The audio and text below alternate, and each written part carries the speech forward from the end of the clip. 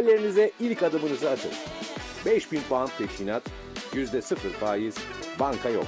60 ay vade, %5 ekstra indirim ile Geçitkale Olaya Kıbrıs'ta sizi ev sahibi yapıyoruz. Noyan'da 50 yıllık güven.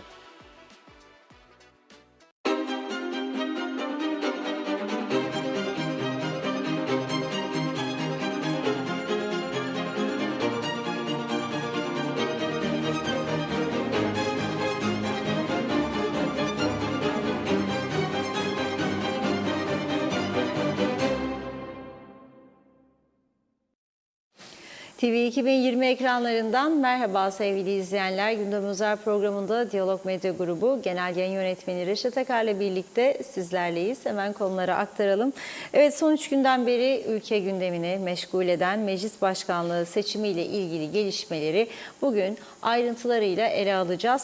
Ani rahatsızlık nedeniyle Lefkoşa'daki Kolon Hastanesi'nde kontrol altına alınan Meclis Başkanı Zorlu Töre ile Ulusal Birlik Partisi Milletvekili Ali Pilli'nin taburcu edilmesi sonrasında başkanlık krizinin sona ermesi bekleniyor. Ulusal Birlik Partisi'nin yanı sıra koalisyon ortağı Demokrat Parti ve Yeniden Doğuş Partisi milletvekillerinin meclis başkanlığı için yeniden önerilecek olan Kutlu Evren'e evet oyu verecekleri yönünde taahhüt alındığı ileri sürüldü. Mecliste dün gece geç saatlerde yaşananları sizlerle paylaşacağız. Program akışı içerisinde Ulusal Birlik Partisi milletvekillerinden Hasan Küçük ve Yasemin Öztürk'le de canlı telefon bağlantısı kuracağız.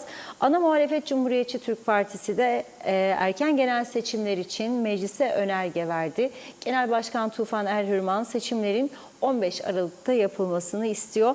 Meclis başkanlığı seçiminde yaşananların vatandaşlar üzerindeki etkisini özel röportajlarla ekrana getireceğiz. Vatandaşlar siyasete güvenin kalmadığını belirtiyor, konuşacağız. Son olarak da kuzeydeki Rum mülklerinin satışıyla ilgili olarak tutuklanan Alman vatandaşı Eva Isabella Künzel'den bir sonraki duruşması 17 Ekim'e ertelenirken 25 yaşındaki İsrail vatandaşı Yazan Saraş Erdi'nin Rum Ağır Ceza Mahkemesi'ndeki yargı sürecinin başladığı haber verildi. Yine ayrıntılarını ele alacağız. Evet, buyurun Reşat Bey. Evet, herkese hayırlı günler dileyerek bugünkü programımıza başlıyoruz. Tabii pazartesi gününden itibaren bugün 3. gün. Neyi konuşuyoruz? Yüce Meclisi. Yüce Meclis öyle bir bina yapılıyor ki şimdi külliye içerisinde. Bir defa gören Rum çatlayacak onun kesinlikle. O an kalp krizi geçirip öyle bilirler. Aman Allah'ım diyecekler. Biz 1960'tan beri aynı parlamento binası içerisinde ve bunlar böyle geniş arazi içinde ağaçlar, parklar, atlı süvarilerle karşılanan konuklar, böyle bir meclis görülmüş duyulmuş değil. İşte tanınma budur. Mesela bir Kıbrıs Rum düşüp gördüğünde bayılırsa bunu ne olacak? Dünya basına girecek. Diyecek ki Kıbrıslı Türklerin yarattığı eserleri görünce hırsından düştü ve hayatını kaybetti.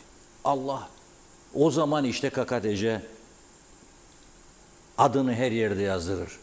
Bu önemli bir gelişme. Bunu şaka olsun diye söylemiyorum. Yani gerçekten önemlidir.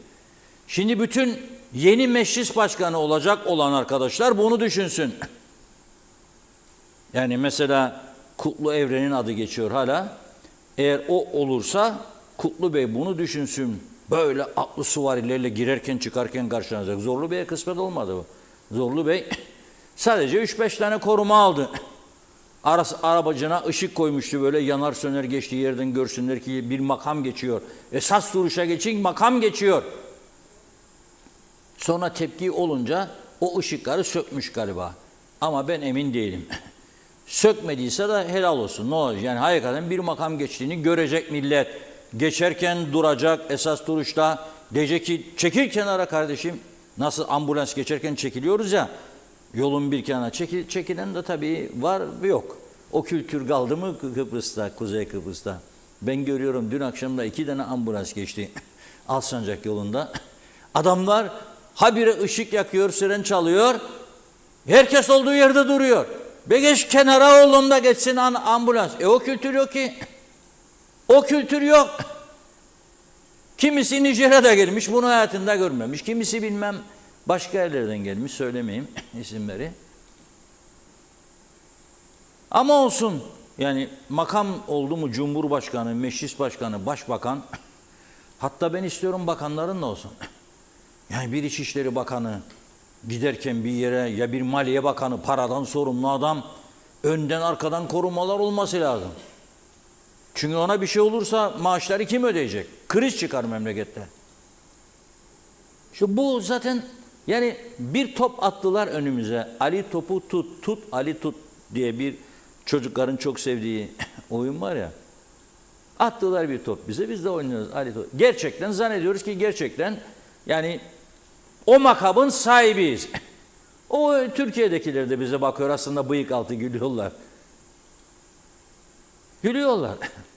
Benim bir tanıdığım büyüğüm çok gergin olduğunda palavra basan bir arkadaşını aratırmış. Dermiş söyleyin gelsin de bana biraz yalan dolan palavra bassın ki neşem yerine gelsin. Ankara'dakilerin de canı sıkıldığında söyleyin gelsin falan derler herhalde. Gider anlat bakalım. Gecemiz gündüzümüz de dedi Fuat Oktay Bey bir gün. Yanında da bizim KKTC'nin en üst düzeyi 4-5 tane yetkili. Allah! Fuat Bey tabii bu işi iyi öncesinde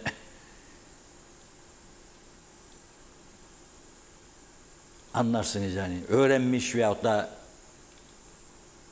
kendini hazırlamış diyeyim. Dedi gecemiz gündüzümüz dedi Kıbrıs dedi. Uykularımız kaçıyor dedi. Uyanıyoruz Kıbrıs'ı düşünüyoruz dedi. Ya Türkiye 100 milyonluk, Türkiye'nin derdi bitti de gece gündüz Kıbrıs mı? O espri olsun dedi. Bizimkileri o gün gördüm. Aman dedim. Hepsi çiş yapacak üstüne heyecandan böyle titriyorlar. Ooo falan filan. Yok böyle bir şey aslında. Biraz bilin ülkenin gerçeğini ya. Ya bugün siz başta olanlar söylüyorum. Parlamentoda olan 50'ye de söylüyorum, dışında olanlara da. Bu Kuzey Kıbrıs Türk Cumhuriyeti'ni kuran adam kimdir? Rauf Denktaş değil mi? İsmet İnönü'yü Kıbrıs diye bir sorun olduğuna ikna eden adam kimdir veya adamlar? Doktor Küçük Rauf Denktaş değil mi? Rauf Denktaş'ın bir anıt mezarını yapmayan sizler, öldükten sonra Kürk gitti, adını bile almak istemezsiniz. Yanından mezarının geçmediğiniz aylar oldu korkudan, bazı nedenlerden dolayı. Yani bu makamlar gittikten sonra ne olacak zannedersin? Her insan yarını düşünerek hareket etmek zorundadır. Bugün bana kürk giydirdiler. Kimseyi tanımayacağım, hava atacağım. Koruma da isteyeceğim. Önde arkada ışıklı arabalar, yanan sönen arabalar, polisler. Sonra kürkü aldıklarında üstümdeki bu ülkede her 3-5 ayda bir kürkü alırlar, başkasına giydirirler. Ne olacak? Ne olacak? Ben mesela Kudret Özersay'ın yaptıklarından sonra çok söyledim. Onu her zaman söylerim. Gene söyleyeceğim. Sineğin millete gireceğim dedi. Bıraktı meclisi çıktı. Ne oldu çekildi? Birçok yolsuzluk olayın üstünde gidiyor tek başına gidebildiği kadar.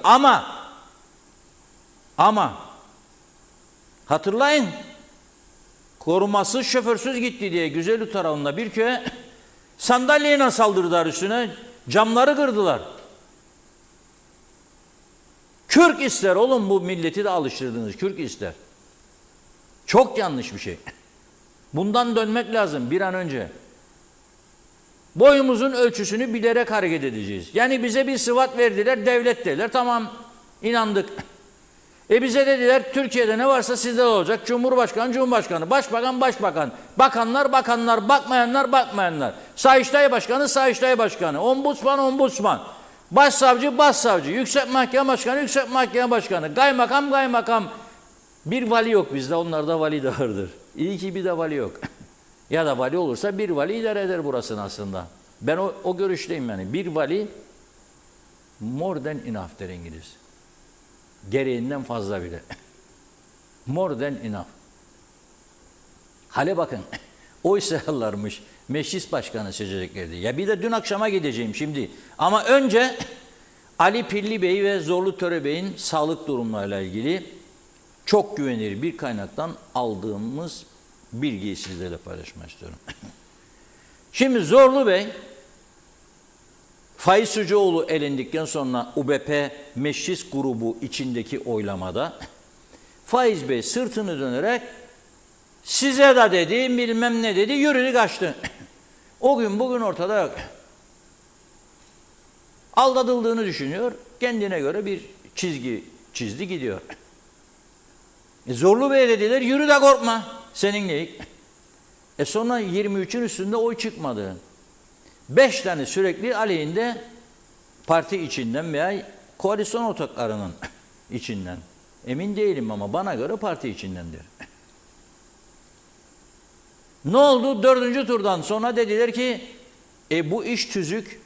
Ya iş tüzüğü bile herkes Ali başka yorumlar, Veli başka yorumlar, Mahmut başka yorumlar, Süheyl'e başka yorumlar, Şüküfe başka yorumlar. Herkes farklı farklı yorumlar. Bu kadar farklı yorumlara açık tüzük yarattıysanız siz bunca zaman işte memleketin sorunu budur.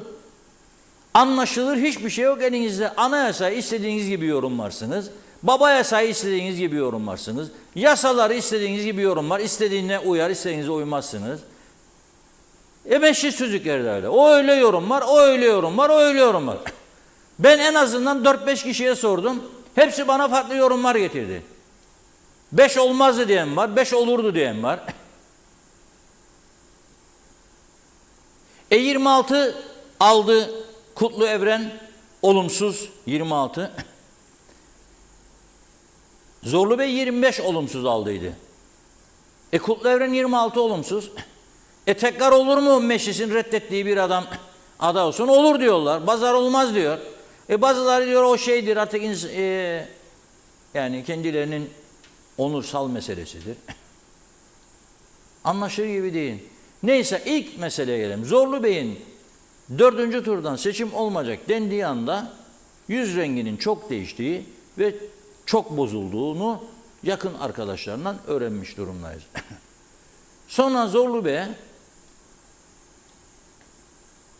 meclis kapanmadığı gerekçesiyle başkanlık yapmasını ve Kutlu Evren'in yeniden oylanmasını önerdiler. Zorlu Bey dedi ki Cumhurbaşkanı'na vekalet edeceğim. Cumhurbaşkanı bindi uçağa gitti. Zorlu Bey gel meclis açılamıyor. Gelemem çünkü Cumhurbaşkanıyım şu anda dedi. O zaman bir yerlerden mesaj gitti bizim Cumhurbaşkanı'na. Ersin Bey acele dön de 3. Barış Harekatı başlıyor. 3. Barış Harekatı dedikleri 3. Meclis Harekatı. Meclis Harekatı, 300. Meclis Harekatı. Ersin Bey bıraktı ziyaretleri, gezileri, birkaç tane daha belki daha üniversite fahri doktora mı derler ne derlerse o fahri şeyi alacaktı. Hani giydirirler ya böyle cübbeyi da fahri bilmem ne verirler. 150 evde sıralarsa bir zaman bakacak bu diyecek bu Trabzon'dan, bu diyecek Afyon'dan, bu diyecek Kahramanmaraş'tan, bu diyecek Gaziantep'ten. Bir yığın cübbe evde. Torunların torunlarına kalsın. Geri döndü. Ve hadi dedi biraz da nasihatta bulundu. O saat Zorlu Bey dedi ki ben çok hastayım. Ve neden diyor şimdi birçok insan bu kadar milliyetçi bir insan olmasına rağmen devletin hastanesine güvenmedi de British Kolan Hastanesi'ne gitti. Bu soru işareti şimdi duruyor orada. Zorlu Bey bunu açıklamak zorunda kalacak bence. Açıklamazsa da olur tabii. Yarına olur zaten. Bugün için söylüyorum. Neden devlete gitmedi de oraya gitti? 1. 2. Ali Pilli Bey'e madem Zorlu Bey hasta oldu, senin açman lazım meclisi en yaşlı üye olarak dediler. Ali Pilli Bey bir dakikada geliyorum dedikten sonra bana kendi arkadaşlarından dinlediklerimi söylüyorum. Önce Lefkoşa'daki evine gidiyor. Sonra da Güzelyurt Sağlık Ocağı'na gidiyor. Ben iyi değilim diyor, bana bakınız. Ali Bey'in tansiyonunu ölçüyorlar. 15'e 8. Genç 35'lik insanları da şimdi 15'e 8 çıkmaz ha söyleyeyim. 15'e 10, 18'e 10, 18'e 11, 20'ye 10, 20'ye 11. İşsiz kalanın tansiyonu darmadağın. Maaşı aldığı maaşla geçinemeyenin darmadağın. Evliliğin 3. ayında, 3. senesinde ayrılanların darmadağın. Aldatılanların, aldatanların tansiyonlar darmadağın. Ali Bey'in çok güzel tansiyon. Diyorlar ki ama ben iyi hissetmem kendimi diyor Ali Bey. O zaman Lefkoşa Devlet Hastanesi. Orada bir süre kaldıktan sonra bu kolon hastanesinde bir mıknatıs var herhalde, onu da oraya çekti. Bir de kolona gideyim hadi demiş. Kolona gitti. Kolonda o da kontrol. Kolon tabii özel hastane. Parasını da hele KKTC devletinden alacaksa bulunmaz müşteri. Yaz tahtaya bir daha. Bir hafta kalın orada 10 gün. Hastane için bayram havası. Özel hastane alacak. Adamlar zaten ihtiyaçlar gelire. Orada da 15'e 8. Benim güvenilir, çok güvenilir bir kaynaktan aldığım bilgiye göre ikisinin de sorunu tansiyon, ikisinin de tansiyonları bugün öğle öncesinde dahi gayet normal düzeydeydi. Şimdi özete gelelim. Gücenmesin bana ne Zorlu Bey, yani sevdiğim insandır, ailesini de severim kendini de. Ya da Ali Pilli Bey, Ali Pilli'nden de hiç alıp vereceğim yok. Ya dünyanın en iyi Sağlık Bakanı ilan edilen Ali Bey'e benim yani laf söylemem ayıp olur bana yani. Olmaz. Nezaketsizlik yapmış olurum. Ali Bey dünyanın en iyi Sağlık Bakanı seçilmedi mi korona döneminde? Memleketin ekonomisinin anası ağlamadı mı o dönemde? Sinek uçurmam dedi, uçurmadı. Acil durum hastanesi dedik, aç fuarı açmadı. İnadına otel verdik, kabul etmedi. Sonra Cumhurbaşkanı Erdoğan deyince yapacağım size acil durum hastanesini. Cumhurbaşkanı telefon açmış. Sayın Cumhurbaşkanım yetişin de gittiğim memleket evden hasta deyince yetişiyorum dedi, merak etme. Bu Ercan Havaalanı yapan beyefendiye dedi ki hadi kardeşim yap bunlara bir hastane dedi. Bir ayda bitir de görsünler dedi. Olur mu olmaz mı? Bir ayda bitirdi adam. Helal olsun. Doğruyu da konuşmamız lazım. Adam bir ayda bitirdi. 24 saat çalıştılar, bitirdiler oğlum. Ali Bey ondan sonra işte dünyanın en iyi Sağlık Bakanı seçildi. Hakkı mıydı? Hakkıydı. Şimdi neden Ali Bey daha devlet hastanesinin söylediklerine güvenmedi? Demek ki bir eski Sağlık Bakanı bile bu sisteme güvenmediyse başka soru işaretle çıkıyor. Demek ki bu Reşat Akar kaç zamandır der ki teşhis koyamıyorlar hastanelerimize ya yanlış teşhis koyuyorlar. Hepsini demiyorum tabii. Doğru teşhis koyan çok başarılı doktorlarımız var. Onlara ceket iliklerim. Ama uzman doktor eksiğimizin çok olduğunu onlar da söylüyor. Kalpte, kanserde, ne bileyim ben enfeksiyon hastalıklarına, ne bileyim nerede var öyle. Adamın karnında gaz birikiyor. Adama diyorlar bir sızıntı gördük sende diyorlar. Kanama var diyor. Adam ölüyor. Bir şey oldum ben, kanamam var diyor. Rum tarafına gidiyor. Rum tarafında ultrasound yapıyorlar. Adamlar diploma gibi kağıt veriyor. Senin gazdır oğlum diyorlar. Al bu hapı iç 3 gün sonra bir şey yok. 3 gün sonra bitiyor. Ben bunu söylerken bazıları kendi hastanemizi yerden vurma değildir bu. Açın gözünüzü, oynadın kulaklarınızı, verin parayı, getirin iyi uzman doktor. Biz de rahat rahat gidip bakınabilelim. Eski bir Sağlık Bakanı bakın güvenmedi hastaneye demek da gitti kolon hastanesine. Şimdi ben ikisinin de taburcu olmasını bekliyorum. Olmaları lazım. Çünkü sağlık uzmanları diyor ki ciddi bir durumları yoktur. Belli ki bu Zorlu Bey ben kaybettim madem ki aşman meşrisi başınıza geleni çekin demiştir. Ali Bey de en yaşı üye sıfatıyla ben de aşmam demiştir. Ben gününü göstereceğim dediydim üstlere şimdi geleceğim de meclis açayım. O da aşmam dedi. Bu da Kutlu Evren'e demişler ondan sonraki en yaşı üye sensin sen aç. O da demiş hem meclis başkanı hem meclis başkanlığına aday nasıl olacak? Ha Kutlu Evren Bey'in yerinde olsam ben aday olmam. 26 hayır verdikten sonra bu meclis güvenmedi bana. Da şimdi 26 evet diyecekler, güvenmiş olacaklar. Ben de meclis başkanı olacağım. Ha, olursa da tabii ki herkes saygılı olacak. Ama şimdiden ondan bir ricam olsun. Korunman mı? Bak şimdi var mı korunman senin? Şu anki yaşamında senin koruman var mı? Sen İçişleri Bakanlığı yaptın. Var mıydı koruman? Daha önemli bir görevdir. Bakın meclis başkanının hiçbir korkulacak tarafı yoktur. Hiçbir şeyde işrahatta izi yoktur çünkü. Ne para vermede, ne vatandaşlık vermede, ne bilmem yasaklıları, teröristleri, uyuşturucu kaçakçılarını deport etmede hiçbir riski yok. O zaman olmadı koruman da. Şimdi meclis başkanı seçince ne yapayım? Bana bunlar Zorlu Bey'den kaldı deme. Polisin ihtiyacı vardır, adamlarını gönderin, sokaklarda iş yapsın. Memleket hırsızlıktan, uyuşturucudan, darp işlerinden, cinayetlerden çok kötü duruma geldi. Polise ihtiyacımız var. Gönderin, polis esas görevini yapsın. Sizin korumaya, bakıcıya, bekçiye ihtiyacınız yoktur. Zorlu Bey aldı yaptı. Eleştirildiği halde devam etti. Hatta daha da artırdığını. Ama Kutlu Bey gelirse oraya kendisinden bir vatandaş olarak beklentimi söylüyorum.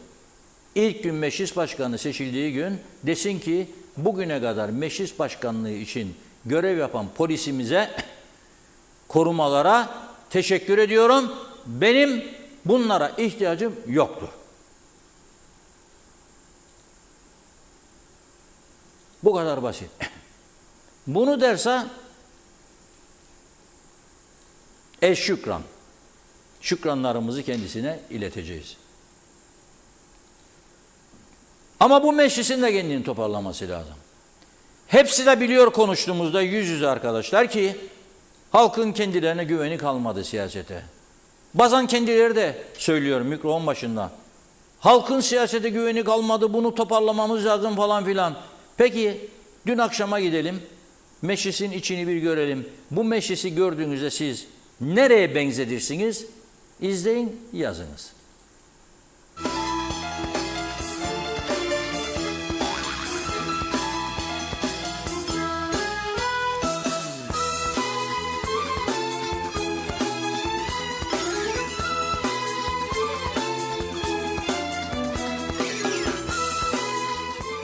Erkut senin muhatabın Cumhurbaşkanı vekili. Cumhurbaşkanı vekili. Cumhurbaşkanı vekili. Senin muhatabın Cumhurbaşkanı vekili. Biz insani biçimde konuştuk Ünal. Ünal Bey, Tufan Bey'e söyledi. Sen müdahil olma. Sen de olma, muhatabın Surat Bey. Sen müdahil olma. Biz konuştuk Ünal Bey. Tamam mı? Siz oynayın diyorsunuz ya. Kendi kendiniz oynayın.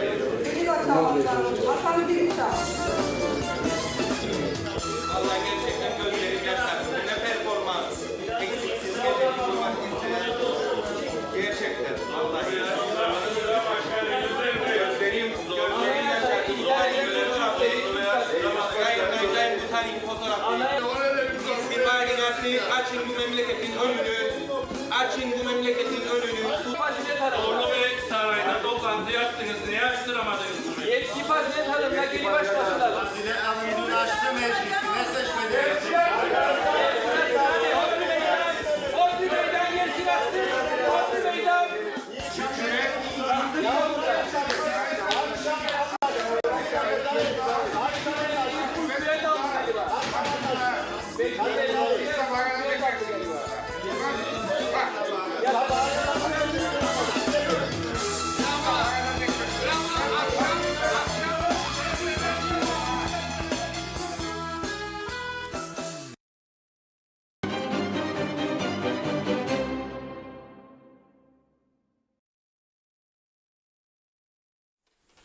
Bu meclis ne meclisi? Nereye benzetiyorsunuz? Bana dün akşam.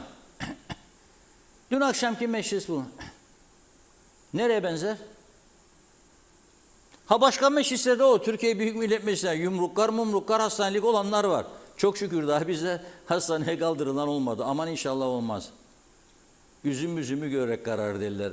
Eğer Türkiye Büyük Millet Meclisi'ni izlerlerse devamlı da O vurdu yumruğu, ben de vurayım yumruğu derse durum daha da vahim. Ama ben hiç Kıbrıs Rum kesimindeki temsilciler meclisinden böyle yumruklu kavga görmedim. İngiltere parlamentosunda, Lordlar Kamerası'nda böyle yumrukları indirip vurana görmedim. Neyse bir izleyicimiz, teşekkür ediyorum kendisine, özelden gönderdiği. Tatar'ın diyor Fahri Doktoraları diyor. 2021 yılında Fırat Üniversitesi, devam ediyor Dumlupınar Üniversitesi, Anadolu Üniversitesi, Hasan Kalyoncu Üniversitesi, Ankara Gazi Üniversitesi, Kırşehir Ahi Evran Üniversitesi, Çanakkale 18 Mart Üniversitesi, Kayseri Üniversitesi, Osmaniye Korkut Ata Üniversitesi, Ostim Teknik Üniversitesi, Bursa Uludağ Üniversitesi, Dişli Üniversitesi, İnönü Üniversitesi, Giresun Üniversitesi, Afyon Kocatepe, Çanakkale 18 Mart, Bilecik Şeyh Edebali Üniversitesi, Konya Selçuk, Kırgızistan Manas Üniversitesi, İstanbul Teknik Üniversitesi, Antalya Belek Üniversitesi, Karadeniz Teknik Üniversitesi, Kahramanmaraş Sütçü İmam Üniversitesi, Çukurova Üniversitesi, Sakarya Üniversitesi. Hani ben bunun içerisinde Hatay'ı göremedim. Hatay olması şart. Hatay olmazsa olur mu? Hataysız olur mu? Burada en fazla Hatay vatandaşı var. Lazım Hatay'daki üniversite kaç tane varsa tamamlamak lazım Cumhurbaşkanımıza. Azdır bence. Bu kadar Fahri Doktora azdır.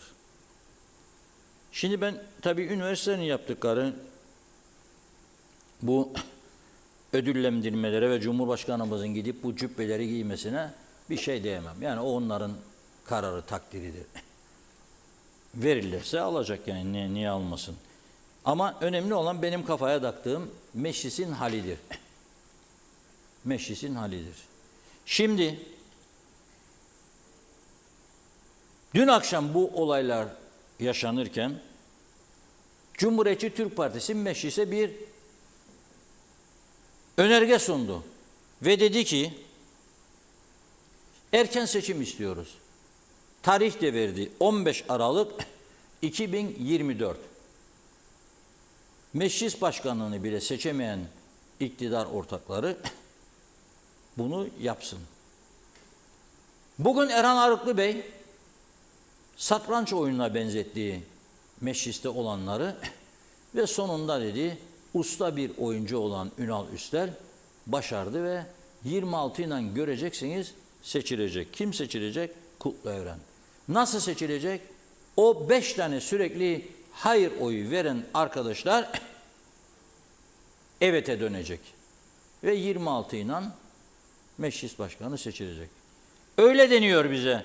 Şimdi bu 5 tane oy hani hep olumsuz verdiler hem Zorlu Bey'e hem Kutlu Bey'e. Hep iddialar ne üzerineydi? Hasan Taçöy ve arkadaşları. 5 kişi. Kimdi bunlar? Hasan Taçöy, Ali Pilli, İzdem Gürçağ, Yasemin Öztürk, Hasan Küçük. Şimdi bu milletvekillerinden Hasan Küçük ve Yasemin Öztürk'le az sonra canlı telefon bağlantısı kuracağız. Zorlu Bey'le de istedik tabii biz.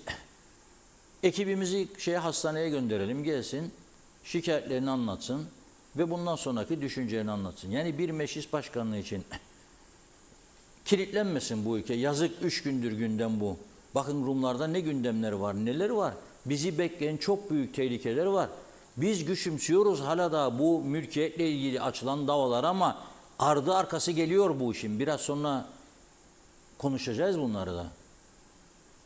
Hellim satıyormuşuk diye onun peşine düştüler. Dün Rum Meclisi özel komite toplantısı yaptı. Rum hayvan üreticileri dikkat edin açın gözünüzü işgal bölgesi dedi. 3. ülkelere hellim satıyor. Durdurmamız lazım bunu dedi. Yok etmeye çalışıyor buradaki üreticileri. Bizimkiler bununla uğraşacağına onların meclisi bununla uğraşır bizim hellim ihracatımızdan. Biz neyle uğraşırız? O mu olacak bu mu olacak? 24 mi 26 mı 33 mi 37 mi? Nedir bu ya bu? Bu makamlar gelip geçicidir. Gelirken gideceğinizi bilirdiniz herkes. Nedir? Bakın Denktaş Bey'i verdim. Merhum Denktaş. Allah rahmet eylesin. Adını anıyor musunuz ya? Mezarının, anıt mezarının önünden geçmeye korkardınız bir ara. Şimdi de gitmiyorsunuz.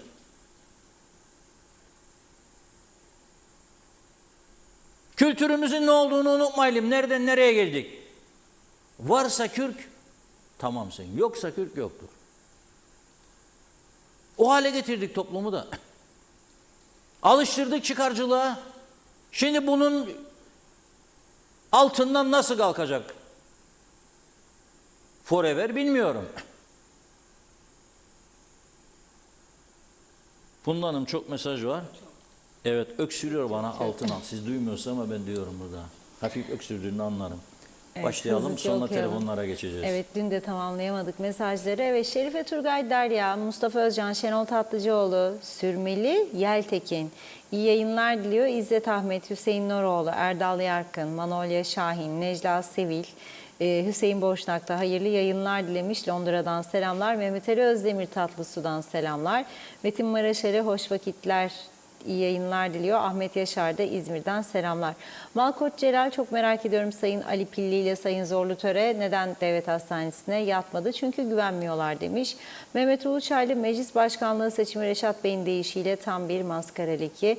Mehmet Ali Kadirzade, nasıl olabilir ki bir Türk 100.000 Rum dönüm arazi satabilir? Fikret İpekçioğlu, Büyük Saray'a kim meclis başkanlığı yapacak diye birbirlerine kaos yaratıyorlar. Bence beyin tutulması yaşıyorlar. İzzet Ahmet, UBP ve YDP, DP 29 vekil meclis başkanını seçemedi.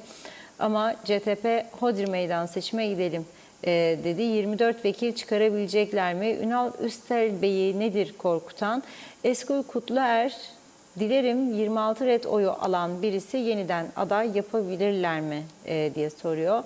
Ali Dere Seven, muhalefetin de etrafımızda dönen oyunların farkında herhalde. Ülke şu an seçime harcayacağı tek bir dakikası bile yoktur. Ülke olarak hiç vakit geçirmeden iç ve bölgesel sorunlara odaklanılmalı. Mehmet İnancı hoş vakitler demiş, hayırlı yayınlar. Mehmet Uluçaylı, tek lider rahmetlik Denktaş geçtiğinde halk sevinç gösterisi yapardı. O bir halk lideriydi.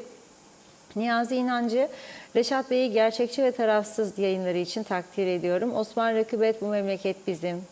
Hatay Bolat, kocaman mecliste bakanlar, milletvekilleri diyor, kendi işini yapamayanlar.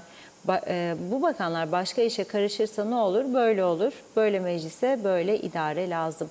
Çağatay Dönler, Yüce Meclis'in adını değiştirelim diyor. Aytaç Bey, denetim yapılmasını istiyoruz. Her markette tek fiyat olmasını istiyoruz. Niyazi İnancı, tam anlamıyla buraya bir vali yeter. Mehmet Uluçaylı, acaba Kutlu Evren meclis başkanı seçilirse zorlu törenin sözü olan Yüce Meclis diyerek mi açacak, yoksa başka bir deyim mi bulacak? Metin Maraşeli, muhtar bile çoktur bize, desteban yeterli. Celal Harun, UBP kendi içinde kaynar, YDP hükümette kalmak için çifte telli oynar.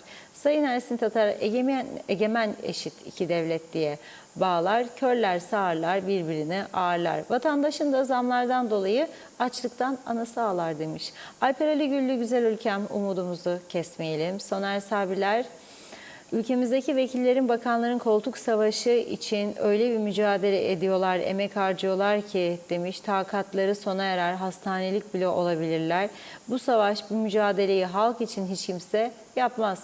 Varsa yoksa makam savaşı, koltuk savaşı, bir de yeni külliyeyi bir üst terfiyle girmek isterler. Demek ki yerel seçimde tüm külliye hastanelik olacak diyor.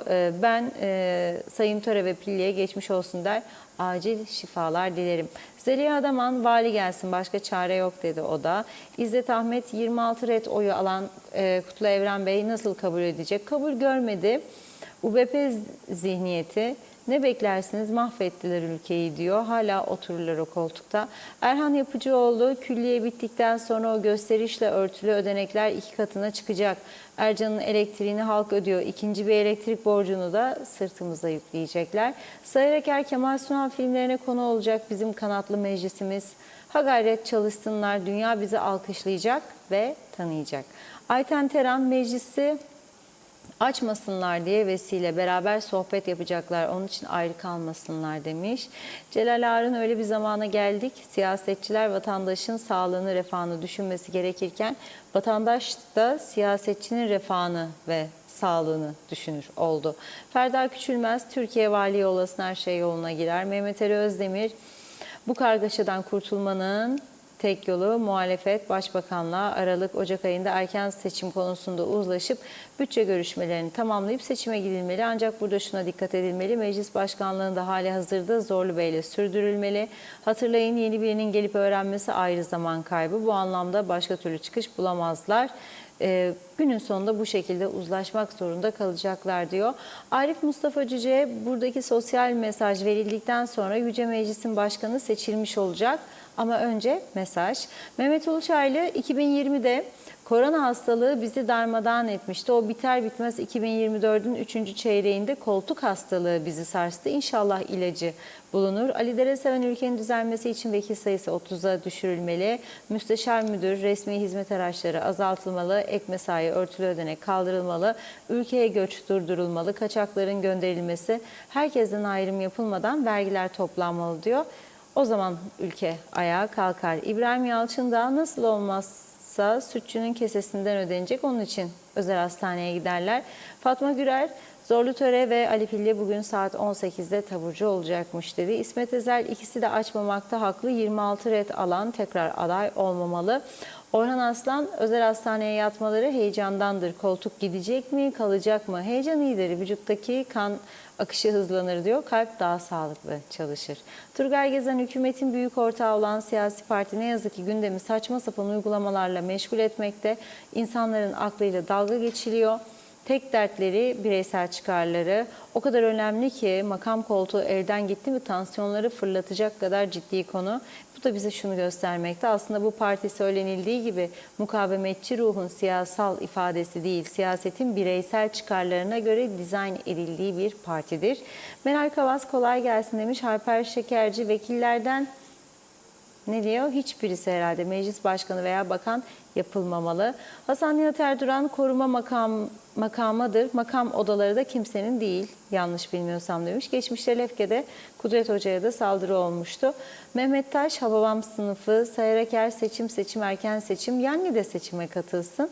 Ahmet Ulubay, Hababam sınıfından beter diyor meclis. Serkan Abat, Maskeli Beşler Kıbrıs 2. sezonu yazmış. Fatma Gürer, UBP Hababam sınıfı. Gürsel Çiğitbaşı, tam bir rezalet, tebrikler. Mustafa Mania da Hababam sınıfı dedi. Serkan Ataylar, Londra'dan selamlar. Meclis Hababam sınıfından da kötü olmuş. Allah kurtarsın memleketi diyor. İsmet Ezel, Hababam daha kaliteli. Fikret İpekçioğlu, Hababam sınıfını geçemediler. Nedeni doyumsuzluk olduğu için. Film bir komedi. Rahmi Beyoğlu, hayırlı akşamlar diliyor. Bir iki mesaj daha aktaralım. Ahmet Köle, demiş ki Hababam sınıfındaki gibi bilek güreşi yapılsın. Kazanan meclis başkanı olsun. Nazime Nalbant, Londra'dan herkese, tüm aileme selamlar. Doğru adres gündem özel. Ülkede yolsuzluklar bitmiyor. 3 erkek bir de kadın. Bilmezler mi gün ortasında? Ay çözemedim Nazım Hanım. Ama hırsız, taciz ve ülkedeki uyuşturucu olaylarına dikkat çekmiş. Ne zamana kadar diyor bitsin, benim ülkem gibi temiz bir yer hiçbir yerde yoktu dedi. Oktay Değirmencioğlu da Hüseyin dayının kahvesi, basiretsiz bir topluluk demiş. Behlül Konaklı, bir Mahmut Hoca eksik, tam Hababam sınıfı. Gürsel Çeğitpaşa, Kemal Sunal, Hababam meclisi komedyen meclisi oldu diyor. Erol Topçu, iyi yayınlar diledi. Kezban M. Ali, Kıbrıs meclisi, o da tam bir Hababam sınıfı, yazıklar olsun diyor. Salihe Şerifoğlu'nu da okuyalım. Ne biçim meclis bu, Hababam sınıfı sınıfta kaldı misali dedi. Çok mesaj var, yine devam edeceğiz. Teşekkür ediyoruz. Buyurun. Evet, şimdi nasıl oldu Ulusal Birlik Partisi meclis grubu toplandı ve 2 aday olduğu için oyladı, Faiz Bey'i eledi. Faiz Bey kazanabileceği gibi eleneceğini de hiç düşünmedi mi? Yani son hükümet başkanlığı galiba 3 gün ya 5 gün sürmüştü. 3 defa hükümet kurdu. Onun olduğu gibi bunun da olabileceğini düşünmeliydi. Bu bir. Niye arkasını dönüp gitti? Bu doğru olmadı. 2. Zorlu Bey orada parti meclis grubu üyelerinin çoğunluğu kendisini destekledi diye 26 oyu garantiye almış değildi. Oylama sırasında Resmiye Hanım'ı hatırlayın. Kaç defa Resmiye Hanım için oylama yapıldı da olmadı? Kaç defa? Hatırlayın. Ha burada bu Kuzey Kıbrıs'ta olan, yaşanan en kötü durum nedir bilir misiniz?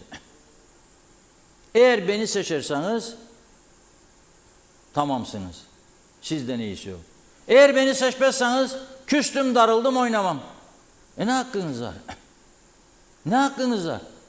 Bu halk sizi parti içi oyuncuklarınız için seçmedi ya. Ülkeye hizmet için seçti.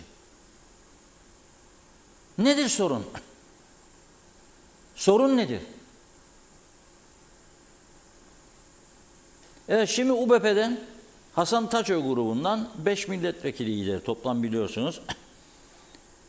2 tanesiyle telefon bahsi yapacağız. Öncelikle Hasan Küçük olacak zannediyorum hattımıza. Hasan Bey hattımızda. Hoş geldiniz yayınımıza. Merhaba. Hasan Bey. Hasan Bey. Düştü galiba. Hasan Bey. Elma dersem çıkın. Armut dersem Bağlantı çıkmayın. koptu. Tekrar arıyor arkadaşlarımız. Bağlantı kopmuş. Heh, şimdi hatta. Hasan Bey. Ne oldu arkadaşlar? Sabotaj mı var? Birleşmiş Milletler mi bizi kısıtlıyor ambargo altında? İnim inim inliyoruz ambargolar altında.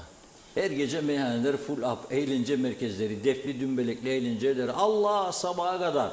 Millet yer içer oynar, sonra battık bittik. Nasıl battık bittik? Belirli bir zümre gerçekten geriye gider. Bazıları da var böyle sınırsız. Hasan Bey. Rejideki arkadaşlar. Fare mi var sizin aranızda acaba? Bir bakın bakalım, fareyi kovun.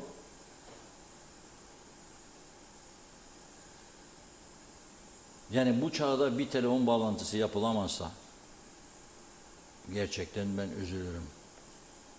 Yani robotlar şimdi iş yapmaya başladı.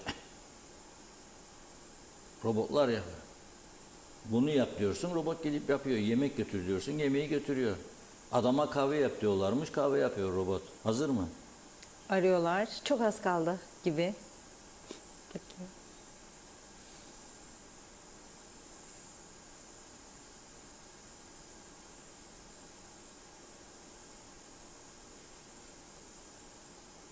Hasan Bey'de bir şey olmasın, ondan korkuyorum yani. Ali Pilli Bey gibi, Zorlu Tamam. Bey gibi. Galiba şu an hatta. Hasan Bey Alo. hoş geldiniz. Heh, gel. Evet. Hasan Bey. Hasan Bey duyuyor musunuz? Hasan Bey, olduğumuz yer neresi acaba? Arabadaysanız bir kenara çekip durmalısınız bence.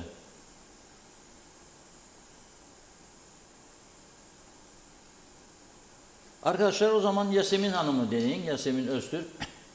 Hasan Bey'i daha sonra denersiniz. Hasan Bey'e de söylemeniz lazım aradığınızda. Olduğumuz yer uygun bir yer olması lazım. Bunu rejideki arkadaşlar konuşması lazım veya amirleri. Doğru dürüst bir yerde duyunuz, telefonunuzun iyi çekmesi lazım. Konuştuğunuz sürece de oynamayın diye. Bunu önceden uyarmak lazım ki onlar da rahat konuşabilsinler bizimle, değil mi? Yasemin Hanım arasında. Şimdi Tufan Bey bu çağrıyı yaptıktan sonra Ünal Bey dün gece saat 12 civarında, gece yarısı. Yahu gerçekten ben üzüldüm, siyasetçi olmak istemem dedim. Yani ben gazeteciyim, sabah 2'ye kadar çoğu zaman çalışırım, uyumam. Şimdi siyasete gireceğim de 12'ye kadar gene uyumadıktan sonra ne anladım? Halbuki siyaset 99 gün tatil, tatilden sonra da haftada bir gün yarım saat meclise git, 1 saat. Arada bir mikrofonun önüne geç, BRT Devlet Televizyonu uydudan veriyor, paralar da ödeniyor veya ödenmiyor. Salla elini birkaç tane mesaj, tamamdır. Yani salladıktan sonra eli daha birine bir şey eleştiri yapıyorsun. Toplum zaten diyor ki ha helal olsun diyor. Mesela Mor Menekşe'nin ne bileyim ben mavi dil hastalığını konuştu. Bizim mebus tamamsın ha abi. Bizim hayvanların hastalığını konuştun. Görev yerine getirilmiş oluyor. Veyahut da ne bileyim ben Gaziköy'deki arpa buğday sorunu. Bu sene kuraklık oldu. Üretici ne alacak? Benim yeğenler de var orada. Her sene söylerler. Ne olacak, kurak gitti, ekinler büyümedi falan filan. Bugün ya olacak şey değil. Bugün kaçıdır ayın? 9 Ekim hayatımda ilk defa ben 9 Ekim bugün denize girdim. Düşünebilirsiniz 9 Ekim inanmadı bazı arkadaşlarım Karadenizliler var. Bana der size çok soğuk geldi. Girdim. Girdim bugün sabahleyin. Girdim ondan sonra işe geldim. Yani tatil yapamazsan arada bir işte böyle bir denize gir çık falan çok da güzeldi. Çok da tavsiye ederim. Pırıl pırıl deniz. Güzel. Aşırı sıcak yok. Terleme yok. Gir bir güzelce denizde rahatla çık. Dedi ki Ünal Bey seçim zamanı değil dedi. Muhalefete. Ve etrafına UBP, DP, YDP'den 26 milletvekilini alarak konuştu. Aha dedi 26 burada. Fazilet Hanım meclis başkan yardımcısı olarak toplasın meclisi 26 ile bitirelim bu işi dedi. Şimdi tabii orada bizim haberimiz yoktu. Kameramanımız olsun. Ben sistemlerimi de ilettim Sayın Başbakan'a. Bildirmesi lazım orada sizin ekibiniz demesi lazım. Sayın Başbakan 12'de açıklama yapacak. Neyse devlet televizyonu verdi. Kesildi sesler geri geldi, geri gitti, geri geldi. Anlayabildiğimiz kadarıyla kullandık haberi. Ünal Bey dedi ki Orta Doğu dedi, kan barut gölü oldu dedi, ateş çemberi dedi, yanıyor dedi, insanlar ölüyor evlerini falan.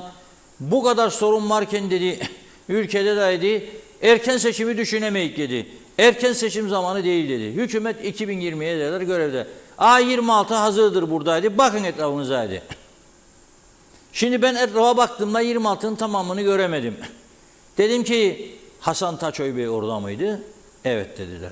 Hasan Bey'in ekibindeki arkadaşlar Ali Pilli hariç hepsi oradaydı dediler. Ali Pilli Bey hastanedeydi dediler. Yani 26 orada mıydı arkadaşlar? Evet. Peki bu 26 şimdi verecek mi? Verecek. Nasıl oldu da değişti dedim bu tablo. Bana verdikleri mesaj tavsiyelere uyacaklar. Tavsiyelere uyacaklar. Yani Ünal Bey bir abi olarak tavsiye etmiştir onlar herhalde. Dedi ki memleket bu durumda arkadaşlar. Yani ben sizin abinizim. Birlik beraberimizi koruyalım. Onlar da buna uyum sağladılar. Ve uyum sağladıkları için gidip oy verecekler deniyorlar. Tabii gene de ben son dakikaya kadar emin konuşmam. Aralarından bir tanesinin hastalık olmayacağını ben nereden bileyim? Allah korusun tabii, sağlık çok önemli. Ama yani bir tanesi gene hastalığı da giderse oylama saati bilemem. Zorlu Bey ile Ali Bey'in de bugün taburcu olmalarını bekliyoruz. İnşallah erken saatte hepimizi, bütün halkı gece yarısına kadar bekletmezler. Kaç saat şu anda? 17.38. 18'de meclise giderse Zorlu Bey Kolan Hastanesi'nden ve Ali Bey oraya doğrudan muhalefeyi de çağırırlar. Meclis toplanır. Birinci turdan Kutlu Evren'i seçerler. Bu iş biter. Hazır mıyız? Evet, Yasemin Hanım hattımızda. Merhaba, hoş geldiniz yayınımıza. Hoş bulduk, merhaba. Yasemin Hanım nasılsınız? Teşekkür ederiz, iyiyiz. Her zamanki gibi biliyorsunuz tam mevsim değişikliği, herkes hasta bu aralar maalesef. Aman dikkat ediniz. Bugün Eczacılar Birliği Başkanı'nın ona bile sıra gelmedi ha. Eczacılar Birliği Başkanı'nın paylaşımını gördüm. Diyor ki Türkiye'de ilaç fiyatlarına yeni bir zam geleceği için şu anda ilaç firmaları piyasaya birçok ilacı sürmüyor.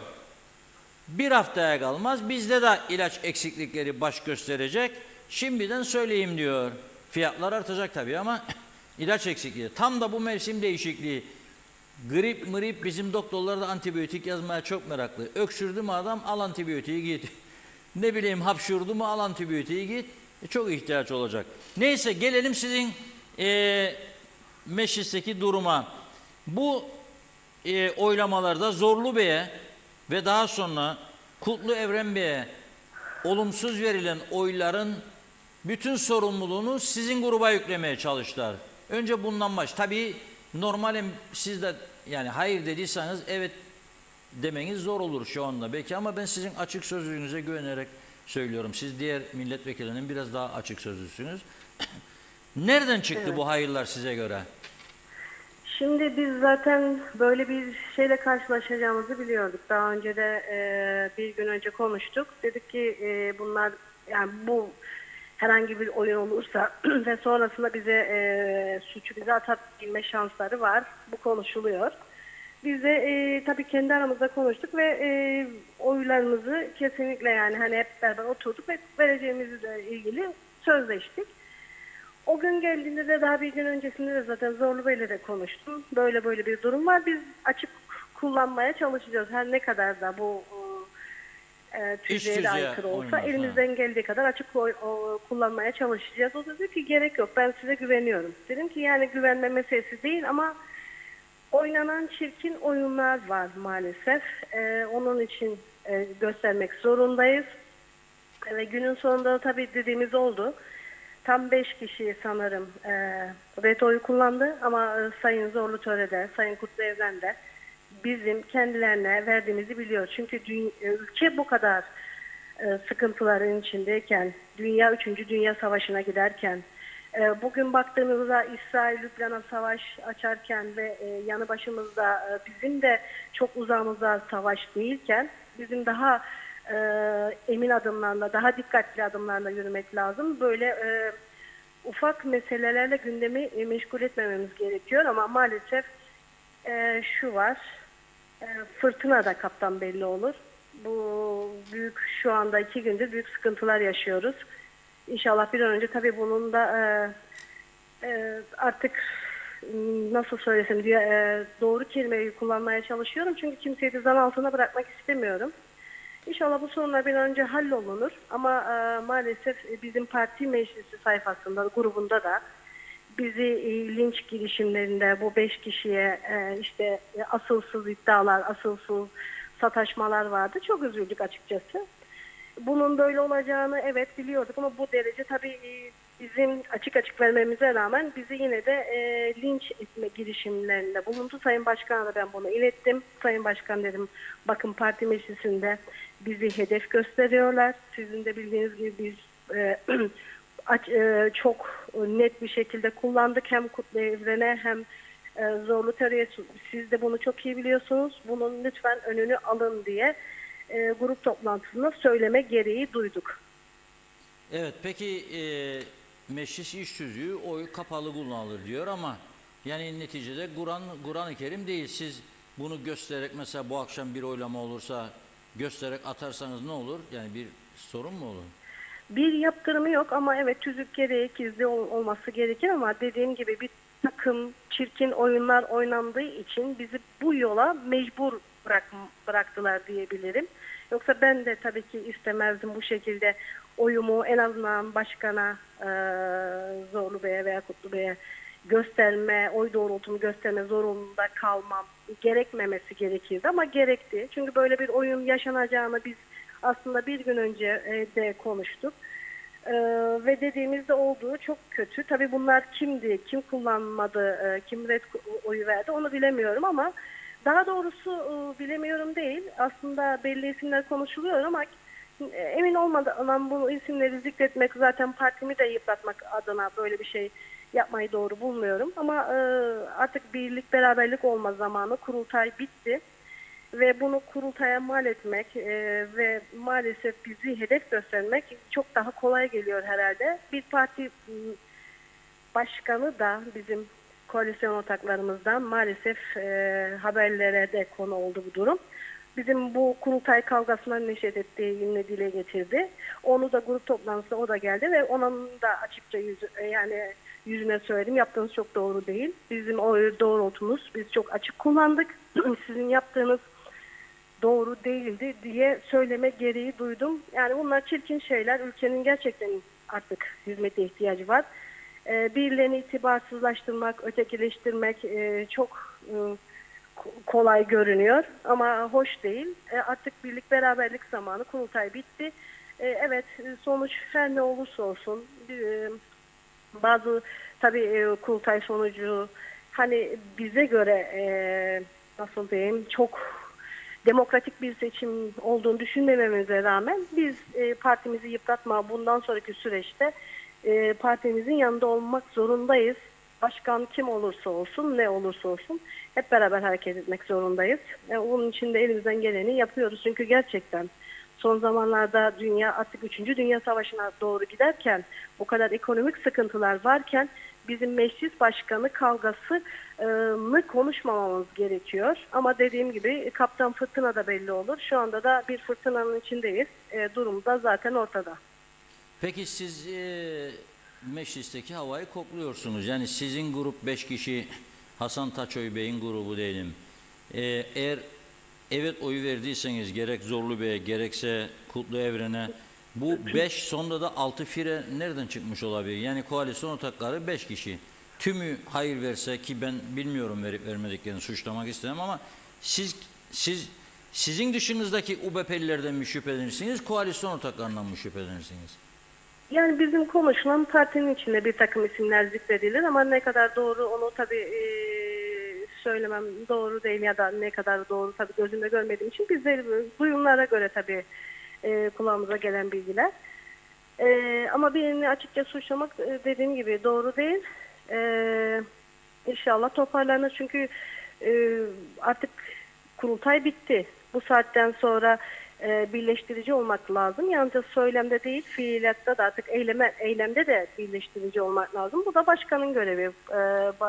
Partinin başındaki kişi sorumlu diye düşünüyorum. Artık bir arada toplamak lazım. Yani bu yalnızca bu 5 kişi değil demek ki. Başka sıkıntılı ya da başka sorunları olan vekiller de var diye görüyorum. Ben öyle okuyorum.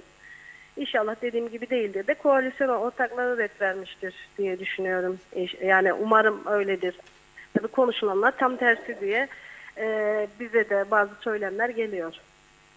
Evet, şimdi çağrı aldınız mı meclis toplantısı olacak diye bu akşam, yoksa henüz yok mu? Şimdi henüz almadık fakat dün bir gün önce aslında konuşuldu. Perşembe saat 2 diye konuşulmuştu. Şu an için herhangi bir davet henüz daha almadık. O zaman yarına kalabilir bu iş büyük bir ihtimalle. Yarın saat 2 diye konuşuldu. Bir 2. gün önce konuşulmuştu. Ama yani ne olur bu 2 kişi iyileşir mi bilmiyorum. Yani çünkü bildiğiniz gibi ya başkan ya başkan vekili açması gerekirdi. Eğer onlar yoksa, onların yokluk durumu varsa en yaşlı üye açması gerekiyordu. Bildiğiniz gibi de zaten Sayın Ali Pilli'ye de çok geçmiş olsun diliyoruz bugün. Rahatsızlandı. Dün rahatsızlandı daha doğrusu. Biz de yanındaydık. Tansiyonu yükseldi ve hastaneye gitti. Aynı durumda Sayın Zorlu Töre de rahatsız. Umarım bugün taburcu olacaklarını öğrendik. İnşallah bir an önce iyileşirler ve meclisi açarlar. Meclis başkanımızı da seçip artık iş yapmaya başlayarız. Çünkü gerçekten yani şu anda erken seçim konuşmak doğru değil. Bu kadar büyük sorunlar varken bizim erken seçimi hem maddi olarak büyük bir külfet devletin üzerinde hem de çok büyük bir değişim olacağını ben düşünmüyorum eğer seçim ve halk oylaması yasasına dokunamazsak. Ve bu tür koalisyon hükümetleri devam eder ve hep aynı sorunlar, aynı sıkıntılar konuşmaya da devam edilir. Evet, son bir soru sorayım. Bu kabineyle mi devam etmeli Ünal Bey, yoksa yenilemeli mi kabinesini? Size göre. Yani benim burada yani bir şey söylemem doğru olmaz çünkü kimlerle çalışıyorsa daha iyi ve iyi iş yapacağını düşünüyorsa o kabineyle devam etmesi gerekir. Bu kabine şu andaki kabine ise o kabineyle devam etmesi gerekir. Ama memnun değilse tabii ki değiştirme hakkı da vardır. Evet, çok teşekkür ediyoruz Yasemin Hanım. Ben teşekkür ederim. İyi yayınlar diliyorum. Sağ olun. Evet, Ulusal Birlik Partisi İskele Milletvekili Yasemin Hanım kurultay sürecinde Hasan Taçoy'un yanında yer almış. Yani Ünal Bey'in rakibi olan Hasan Bey'in yanında toplam 5 milletvekiliydi. Ali Pilli Bey, Yasemin Hanım, İzdem Gürşah, Hasan Küçük Bey ve Ali Pilli Bey. Şimdi diyor ki Yasemin Hanım, biz hatta önerdik oyu açık kullanalım ama iş tüzük diyormuş ki kapalı olacak. Ya bu memlekette anayasayı istediğiniz gibi kullanıyorsunuz. Yani ben Yasemin Hanım için söylemiyorum. Ona bu fikri verenlere veyahut da bunu savunanlara. Anayasayı işinize geldiği gibi, baba yasayı istediğiniz gibi, yasaları istediğiniz gibi, tüzükleri istediğiniz gibi. Yani doğru bir iş yaptığınızda kim size bunun hesabını soracak? Madem ki bir şüphe var üzerinizde, beşiniz de yan yana durursunuz, bir de güzel aile fotoğrafı çekir. Aha biz evet dedik Zorlu Bey'e veyahut da Kutlu Bey'e. Ne yapacaklar size? Mahkemeye mi verecek sizi birisi? Efendim iş tüzüğü için dediniz. Ne iş tüzüğü ya? İş tüzüğünüzde sizin meclisi babam sınıfına çevirmek diye bir madde var mıdır? Serbesttir, çevirin, bağırın çağırın birbirinize. Var mı böyle bir madde? Yoktu. Ne bağırır çağırıyorsunuz? Neden meclisi babam sınıfına çevirdiniz? Bu halk size nasıl güvensin? Havada, karada, denizde aslında pek uçacak kiloda değildir hani Ömer Kadiroğlu ama hattımızda mı Hasan Bey? Evet Hasan Bey. Öyle mi? Evet, Hasan Bey çık bağlantımız dedim hazır. çıkmadı. Şimdi son dakika. Peki. Evet. Hazır mı? Hazır. Merhaba Hasan Bey. Merhaba, iyi akşamlar. Hasan Bey kayboldun. Nasıl oluyor bu iş? Yok biz her zaman buradayız Reşat Bey. İyi akşamlar izleyicileri de hayırlı. Teknik sorun oldu. Birkaç kere bağladılar, hattımız koptu. Tamam ben onlara daima söylerim arayacaklarında. Önce bir dua okuyacaklar ondan sonra. Vallahi keşke nazar biz duası, gelirdik nazar duası stüdyoya da. her şeyden iyidir. Evet. Gözden hasetten korusun güzel kadınları, Aman güzel aman adamları. korusun, ihtiyacımız var. Evet. Peki Yasemin Hanım'a sordum size de sorayım. Siz evet mi hayır mı şarkısına benzer bu iş artık. Evet mi dediniz Evet. hayır mı dediniz Zorlu Bey'e ve Kutlu Bey'e. Siz çünkü Evet. bütün şeyler sizin üzerinizde yönelmişti. Valla Reşat Bey çok teşekkür ederim. Hayatta en doğru kararı vereceğimizde evlilikte de öyledir. Evet gür ifadenle kullanırsın. Biz her zaman parti disiplinine ve parti grubumuzun aldığı kararlara uyacak şekilde evetimizi koyduk. Ve bununla alakalı da parti disiplini açısından Sayın Başkan'a, Sayın Ünal Üstel'e de bu konuda bilgi verildi. Ben hem seçim öncesi hem sonrası her zaman partide biliyorsunuz yapımızda birlik beraberliği, bütünlüğü gerçekten ama gerçek UBP, güçlü UBP adına bunu her zaman yaptım, yapacağım da. Dolayısıyla ben dün kendimi izah etme anlamında değil, bir gerçekleri ortaya koyma adına da sosyal medyada bir paylaşım yapma gereği hissettim.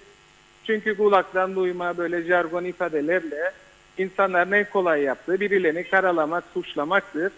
Biz her zaman zoru seven, mücadeleyi seven bir aileden de geldiğimiz için bu dava yoluna baş koyduğumuz arkadaşlarla da bu olabilecek durumlara karşı tedbirli hareket ettik.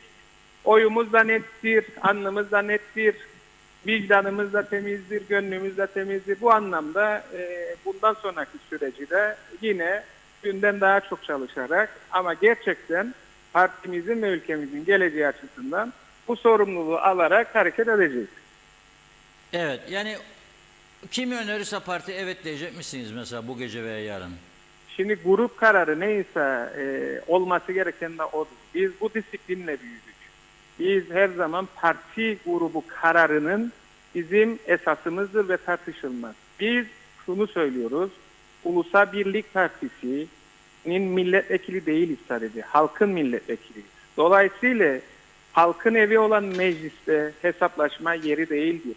Hesap yaparak farklı oyunlarla meclisi bu duruma düşürdüğümüz için de payım olmamasına rağmen orada bir vekil olarak halkımızdan özür diliyorum ve gerçekten çok üzgünüz. Bizim yapacak çok işimiz vardır.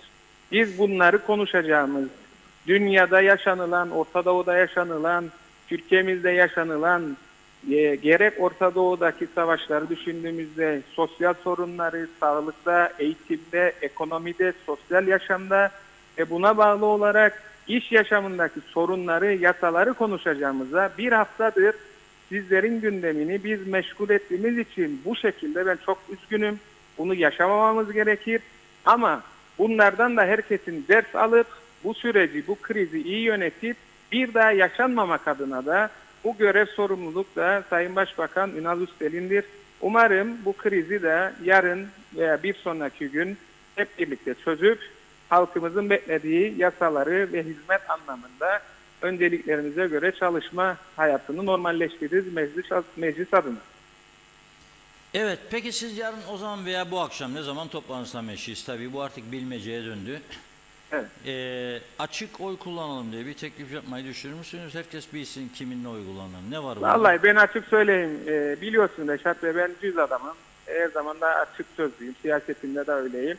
Ben bunu grupta da söyledim. Arkadaşlar, parmağımızın arkasına saklanacak değiliz. Çocuk da değiliz. Evet, belli bir yaşa geldik, bir olgunluğa geldik. Herkes hür iradesiyle kapalı oyunu zarfa koyar, atar. Bu bir tercihtir. Ama bunun yöntemleri vardır. Ama herkes kendi oy doğrultusunu açıkça gösterebilmek, belli etmenin yöntemleri vardır. Bunu da yapabiliriz. Çok da örnekler oldu. Bunlar yapılabiliyor. Bunun iş düzeye aykırılığı da yoktur. Dolayısıyla ben yine aynı şekilde bizim kendi arkadaşlarım adına ilk gün olduğu kararlılıkta Sayın Zorlu Töre'nin 4 seçiminde de, Sayın Kutlu Evren'in bir oy seçiminde de aynı şekilde oy doğrultumuzu kabul olarak kullandık. Yarın da kullanacağız. Daha sonra da kullanacak. Ömrümüz yeterse bundan sonraki süreçlerde de grup kararı hangi doğrultuda karar alırsa bu doğrultuda oyumuzu kullanacak. Sayın Başbakan da zor durumda bırakmamak adına dün olduğu gibi bugün de meclis başkanlığı seçiminde gerekli desteği vererek yolumuza devam etmek düşüncesindeyiz. Size bu yeni dönemde bakanlık teklif ederse düşünür müsünüz Ünal Bey? Şimdi bu Ünal Bey'in kendi kararıdır. Yani Sayın Söyledi Başkan, ama mesela diyelim ki Hasancığım gel biz yenilik yapacağız.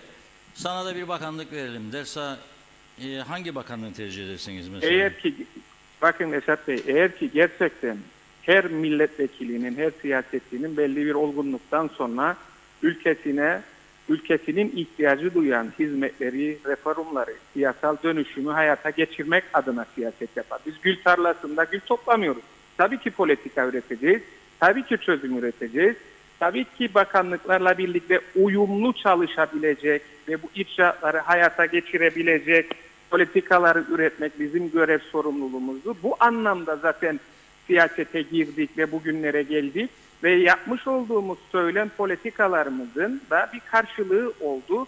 Buna karşılık da çok güçlü bir siyasi vücut buldu. Bunu da kurultayda çok önemli bir sonuç alındı. Şimdi önemli olan sizin sorunuzun temeli budur. Sayın Başbakan yaşanılan bu süreci tarihte de örneklerini alarak bundan sonra ne yapmak istediği kendisine bağlıdır. Bu ülkenin öncelikli sorunlarını şu anki kadrosuyla yönetip başarılı olduğuna inanırsa benim diyeceğim bir şey yoktur. Ama bugün eğer toplumun her kesiminde bu sorunlar ortaya çıkıyorsa, kendi ve kendi etrafındaki de bu sorunlar dillendiriliyorsa o zaman bir siyasal dönüşme ve değişime ihtiyaç var mı? Ben kendi adıma evet diyorum ama bu benim kendi düşüncem. Ama karar verici otorite noktasında olan Sayın Başbakan'dır, kendisidir. Oturup bunu danıştığı mutlaka kişilerle, ekibiyle görüşecek. Bizler de başarılı olacağımıza inanırsak ekiplerimizde uyumlu çalışma olacaksa Ama yani neden görev olmasın? vermezse de yani bakanlık görev vermezse de biz partimizle bir bütünüz diyebiliyorsunuz. Şimdi partimizle bütün olmak, parti içerisindeki çalışmanın verimliliği açısından parti tabanımızın beklentileri o günün koşullarına oturup bakacağız. Çünkü ben hangi alan dediğiniz için söylüyorum. Ben hayatım eğitim içinde geçti. Eğitim ekonomisi alanında uzmanlaştım.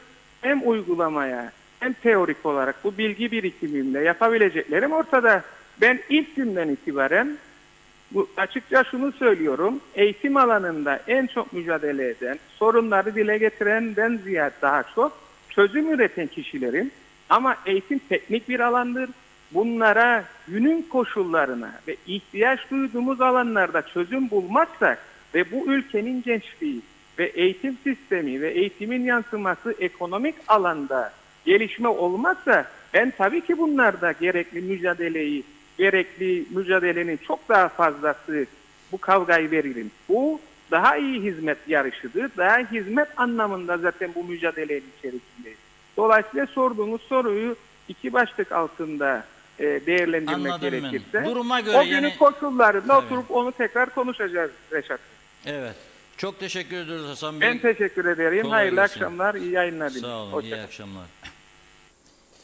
Evet, Ulusal Birlik Partisi içerisindeki muhalif gruptan ikinci ismi de bağladık. Hasan Küçük Bey canlı yayında. Yani tabii ki diyor her milletvekilinin gönlünde yatan aslandır demek istediği bakanlık hizmet vereyim falan filan, ben de o yerlerde hizmet vereyim. Onun için işte ben o yüzden devamlı hiçbir zaman söylediğim sözün gerisine düşmem. Yani neyse o söz sözdür. Milletvekillerine bakanlık yolu kapanmadığı sürece evet, her milletvekili seçilen bakan olmak isteyecek. Ne o ya da ben değil. Ne o yapabilir de ben yapamaz mıyım? Ben ondan daha yaparım. Ben ondan daha teşekkür. Herkes bunu diyecek, doğaldır. Çünkü sistem bu. Bu sistemle 50 yılda hiçbir yere gelemediğimizi göremiyorsak hala ve devam edelim diyorsak vatandaşa sormamız lazım. Ömer Kadiroğlu sordu, izleyelim. Kıbrıs Türk Cumhuriyeti tanınmamış bir ülke olmasına rağmen siyasilerin makam kavgası vermesini nasıl değerlendiriyorsunuz? Hepsi rant peşinde, yani çıkar. İçerisinde bulunduğumuz sistem sürdürülebilir bir sistem. Sürdürülemez kesinlikle, çünkü millet aç kaldığında ne yapacaklar? Yani inandığı, kandırıldığı insanlara bile oy vermeyecek bu adamlar artık. Peki ne yapılması lazım? Aç kalması lazım. Bu yani kafası çalışmayan milletin aç kalması, geleceğini göremeyen, çocuklarının, torunlarının geleceğini garantiye almayan bir millet yok olmaya mahkum zaten. Onun için kafalarını artık çalıştırmaları lazım. Evde çocuklar 3-5 yaşında çocuk kapışırlar ya. Tam o şey dediler. Ha, başka ne söyleyeyim? O duruma düştüler. O durumu ne söyleyeyim başka ya? Biri bıraksınlar, katsınlar der. Verinceler de yerlere. Yok ben bunu yapamadım, teslim eder kaçar. Olmaz bu iş böyle. Şeyi gördünüz. Ne sen söyleyeyim daha? Ne olacağımızı ne söyleyeyim? Aha. Mandalin 50 lira. Memleketimiz ne derler ona, turunçgil memleketi. Narinciye memleketi. Aha gördünüz. Ne olaydı yani? Ne söyleyeyim? Ne yapılması lazım? Ya büyüklerimiz daha iyi bilir. İçeride hani nasıl söyleyeyim, meclisin içinde, bizim mecliste TV'lerin karşısında birbirini yiyorlar. Kedi köpek gibi menfaatleri çatışınca, ama televizyonlar kapandı mıydı? Arka planda hepsi dost, kankalar. Yani menfaatler şeyler olduğu için, yani tabii burası her ne kadar küçük bir ülke de olsa sonuçta bir şekilde yönetilmesi lazım. Ama tabii bunu yönetirken şeffaf olmak lazım veyahut da yani ülke için bir şeyler yapmak lazım. Cebimiz için değil. Türkiye'den gelen yardımlar olsun veyahut da buranın işte toplanan vergileri siyasetçilerin hep kendi menfaatleri için kullandığını söylüyorlar. Bu sistem sürdürülebilir bir sistem. Sürdürülebilir bir sistem değil. Aslında her şeyden önce ne olmak gerekiyor biliyor musunuz? Dürüst olacaksınız. Yani bu cennet vatan için bir şeyler yapmaya çalışacaksın. Hep kendi cebimiz için değil. Belli bir kesim için siyasiler çalışmayacak. Sen halk için, gariban için, yani eğer bir şeysen, dürüst bir insansan, tüm halkı temsil etmek istiyorsan herkese adil davran. Parası olanla kanka olup garibana tekme vurursan bu sistem gitmez yani, sürdürülemez de yani. Hiç siyasete karışmayız biz. Emekliyik biz. Emekli insan siyasete bakmaz. Hiç siyasete bakmayız. Kendi işlerimizle uğraşırız. Bahçemiz var, uğraşırız. Ama duyuyorsunuz değil mi? Mecliste mesela 2 gündür yaşananları. Duyduk. Bir türlü bağlayamadılar. Aynı partiyi de Tarık dediğin gibi, UAP'yi de Tarık. Ama çözemediler. Ne yapabilir? Peki, doğru buluyor musunuz bunu? Doğru bu. Yaşananları doğru bulmuyoruz. Evet. Bir çaresine bakmaları lazım. İçerisinde bulunduğumuz bugünkü sistem sürdürülebilir bir sistem mi? Sürdürülmüş bir sistem değil. Sürdürülebilir değil. Değil. Ne yapılması lazım? Daha fazla çalışmaları lazım. Ben de doğru bulmuyorum yani bu durumu yani. Anlaşmaları gerekir. Artık kendileri arasında artık oturup anlaşacaklar. Peki içerisinde bulunduğumuz bugünkü sistem sürdürülebilir bir sistem mi? Vallahi sürdürülebilir değil yani. Değil. Ne yapılması lazım? Daha düzenli, daha güzel bir şey, çözüm bulmaları gerekiyor. İşte böyle bu pahalıya da biraz önlem vermeleri gerekiyor. Her şey çok tabii ekonomiye çalışmalarına. Çok düzensizlikleri vardır ama artık orasını başlamaları lazım. Aynen öyle. Hep öyledir zaten. Geçmişten beri koltuk kavgası. Neyi düzelttiler yani? Doğru buluyor musunuz? Hayır. Bulmuyorum. İçerisinde bulunduğumuz bugünkü sistem sürdürülebilir mi? Kesinlikle. Sürdürülemez. Sürdürülemez. Ne yapılması lazım? Artık onu başta olan kişiler bilir. Mesela öneriniz ne olur? Bilemem ben artık yani nasıl bir çözüm bulunabilir? Bu kadar süredir bizde o kadar bir çarpık düzen oldu. Biz gerçek düzenmiş gibi artık yerleştik. Alıştırıldı. Tabii. Yani o kadar bir çarpık düzen oldu. Biz doğru bir düzene geçersek biz bocalarız. Siyasilerin bütün konuşmaları kendi çıkarları için. Halk için bir şey yaptıkları yok. Pahalılık. Kendi maaşlarına baksınlar, bir de 30 bin lira alan emekliye baksınlar. Değil mi? Peki bugün içinde bulunduğumuz bu sistem sürdürülebilir mi? Sürdürülemez diye düşünürük ama gene sürdürülüyor. Ben de anlamadım nasıl oluyor. Ne yapılması lazım? Ne yapılması lazım? Vallahi vatandaşın sokağa çıkması lazım. Bunlara karşı harekette bulunmaları lazım. Başka türlü düzelecek değil. 40 senedir düzelmedi. Bundan sonra düzelir mi? Daha kötüye gideriz. Siyaset yalan üzerine kurulmuş bir düzendir. Başka bir şey söylemeyeyim. Daha ne söyleyeyim? Nasıl düzeleceği o zaman? Nasıl düzelecek? Kim düzelecek? Gelenler düzeltmesi lazım. Onlar da aynı şeye katılırlar. Aynı şeye ayak uydururlar. Zaten öyle olmasalar o makamlara gelmezler. Doğru dürüst insanlar o makamlara gelemez. Mümkün değil. Siyasilerin koltuk kavgasını nasıl değerlendiriyorsunuz? Vallahi saçmalık işte. Değil mi? Ama malzeme değişmez. Yani bu küçücük oy potansiyeli olan bir yerde siz 100 kere de seçime gitseniz bu bozulan seçmen yapısından dolayı meclis de değişmez, yönetim de değişmez.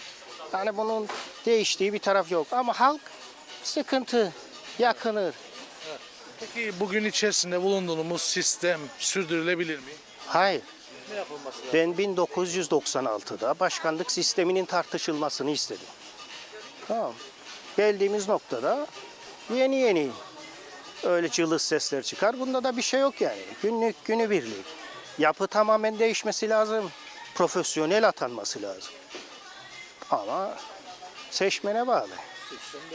Tabii ki. Yani bunu siz de yaşarsınız, biz de yaşarız. Siyasiler koltuk kavgası devamlı oluyor.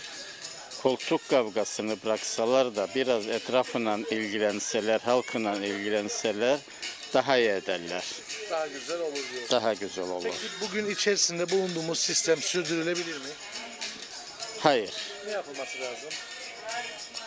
Daha adaletli, daha düzgün, daha iyi bir sistemin kurulması lazım.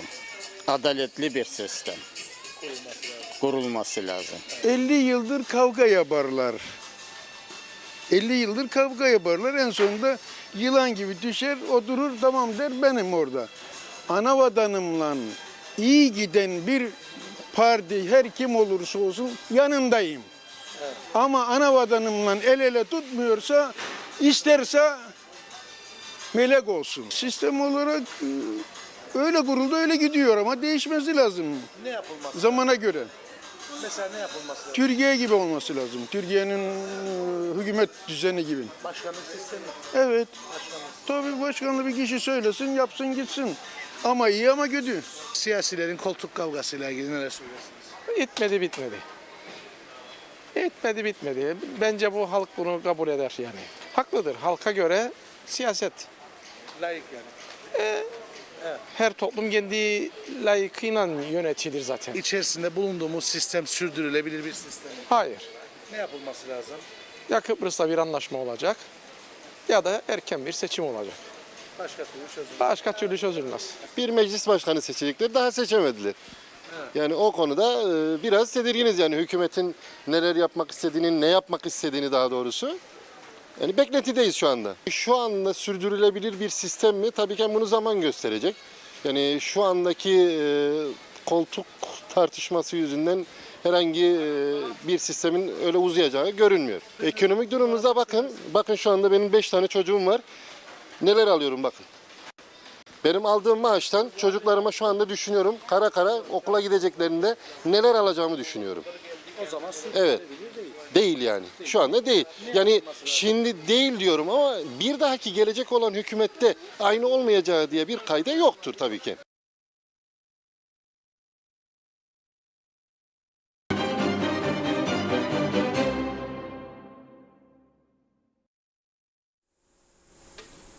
Evet, vatandaşların görüşlerini dinledik. Yani bunu bir siyasetçi dinlediği zaman vatandaşımın görüşlerini düşünmesi lazım, demesi lazım ki ya bir toparlayalım kendimizi, bakın bu halk memnun değil.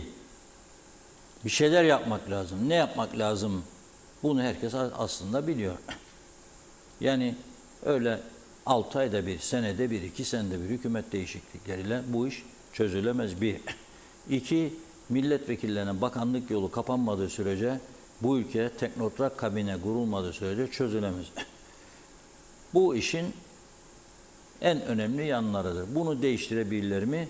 Mevcut parlamento bunu değiştirmez. Daha öncekileri de değiştirmedi. Değiştirmez. Kimse elde ettiğini kaybetmek istemez. Götürebildiğim kadar götüreyim diyor. Sonra da tumba olduğunda bu defa başkalarına suç buluyor. Durum bu. Neyse, yarın büyük bir ihtimalle, bugün değilse bile meclis başkanlığı krizi çözülecek ve Ulusal Birlik Partisi 49 kez maşallah partisi verecek. 49 kez. Maşallah, maşallah, maşallah gidecek. 11 Ekim Cuma akşamı viskiler oluk gibi dökülecek. Ulusal Birlik Partisi hem kurultay, ardından 4 gün 4 gece süren meclis meydan muharebesi sonunda inşallah zaferle çıkılmanın şerefine 11 Ekim Cuma akşamı saat 19'da Paradise Park'ta görkemli bir resepsiyon verecek. Niçin? Söylediğim işte bir hale zaferi kutlama için ve UPP'nin 49. kuruluş yılını kutlamak için. Oluk gibi akacak viskiler. Onun için herkes davetlidir. UPP'li olan da olmayan da hücum. Bir gece de böyle geçsin. Öyle değil mi? Buyurun Funda Hanım. Evet, devam edelim mesajlarımıza. Cuma Meşe, iyi yayınlar, kolay gelsin pardon dedi. Fikret Gönlübol, Fevzi Mehmetçioğlu, Funda Karadudak, Serdar Cesurer, Gülyen Kestikkinel de iyi yayınlar diliyor. Umahan Davulcu, iyi yayınlar, iyi ki varsınız demiş Kemal Osman Ceyhanlı'da. Ali Behiç, bu küçük adada bu kadar boşuna aylık alan milletvekiline gerek var mı? Elyeden selamlar. Meral Kavaz, bugün devlet hastanesine gittim. Ne raporumu alabildim ne doktor var. Asansörler çalışmaz. O kadar kalabalık. Seçim sevdasından vazgeçsinler. Usandık artık diyor. Hasan Nihat Erduran, grup kararı neden uygulanmalı ki demiş. Nazime Nalbant, mutlu akşamlar. Gördüklerimize inanamıyoruz. Birbirlerine demek güvenmiyorlar. Kavgalarla böyle olmuyor, yakışmıyor demiş. Bu yaptıkları bizleri de üzüyor. Erken seçimde şart oldu, böyle yürümez. Nacizane görüşüm. Hüsniye Emel Özer, Fahri Doktora ne işe yarar? Biri bize anlatsın. Ömer Bozkara vezirler, lolo işleri diyor. Üstel çıkar muhalefeti eleştirir. Senin 29 seçmenin yok mu? Seçeydi, ne kabak keser muhalefete. Arıklı çıkar o da şov yapar. Al birini vur diğerine. Yönetemiyorsunuz. Gidin diyor, daha rezil olmayın. Ali Dereseven, içte ve dışta tek bir kez olsun aynı fikirde olmadılar. Hiçbir zaman bir araya gelmediler. Biri beyaz derken öbürü siyah diyor. Ülke zor durumdayken bile insanlarımızın geleceği için bir araya gelmiyorlar demiş. Bundan sonra da gelmesinler yeter diyor. Kutel Tosun, dilerim Hababam sınıfı öğrencilerinin sınıfta yaptıkları yaramazlıkları izliyorum. Ama ne halse gülemiyorum demiş. Erol Canseç, yanlış yerde yanlış seçim yapıldı. Reşat abi, lazımdaki oylamayı mecliste değil meyhanede yapsalardı kesin sonuca varırlardı. Mustafa, Siyami Karaman, sürekli dıştan müdahale edilirse ne olacak sanıyorsunuz? Koskoca parti görün işte ne hale geldi. Vekiller isyan ediyor. İşin özü budur. Adamlar kendi başlarına seçim yapamıyorlar. Müdahale var. Sonuç budur. Hasan Mercan, gelmiş geçmiş hükümetlere güvenimiz yok. Salih Muğla'la her şey güzel olacak demiş. Hasan Nihat Erduran, gelir vergisi resmi gazetede az basılmış, alamadım. Yine iş koluna göre değil. Neden acaba? Kamuflaj mı var diyor. Ergün Yahat, iyi yayınlar. Haberin doğru adresi. Necdet Mavi Gözlü, Kuzey Kıbrıs Birleşik Pakistan Cumhuriyeti Başkenti Lefkoşa'dan iyi yayınlar diledi. Neymiş bu Zorlu Bey? Yüksek tansiyondan hastaneye yatmış. Nereden tansiyonmuş diyor. Eskiden bu durumlarda kalp krizi geçiriyorlardı. Demek ki yeni moda yüksek tansiyonmuş. Hasan Bulleci, bu hükümeti feshetsinler. CTP ile UBP hükümeti kursunlar. İşler yoluna girecek. Hasan Nihat Erduran, iktidarı muhalefeti denktaşlaştığı gün ileri gitmeye başlarız. Umutluyum.